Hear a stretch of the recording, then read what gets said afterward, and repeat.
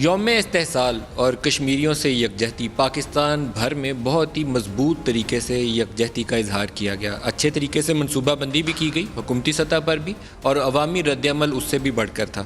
ایک سال گزر گیا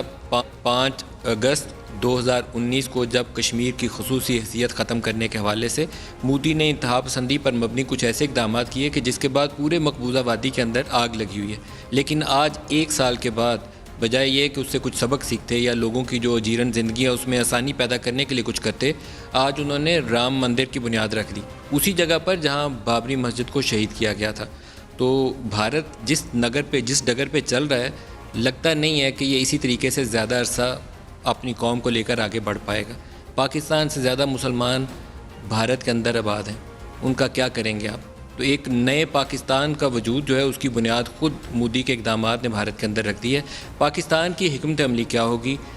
پوری بین الاقوامی برادری کو ہم ساتھ کیسے لے کر چلیں گے، اقوام متحدہ جہاں پر 5 قراردادیں پاس ہو چکی ہیں کیسے ان کو باور کروائیں گے کہ ہماری اس بات کو سنیں۔ وہاں مسلمان ہیں، کشمیری ہیں، انسانی حقوق کی خلاف ورزیاں ہو رہی ہیں، تو آپ ہیومن رائٹس وائلیشنز کے اوپر تو آواز بلند کر سکتے ہیں، آپ کو کیوں نظر نہیں آتا؟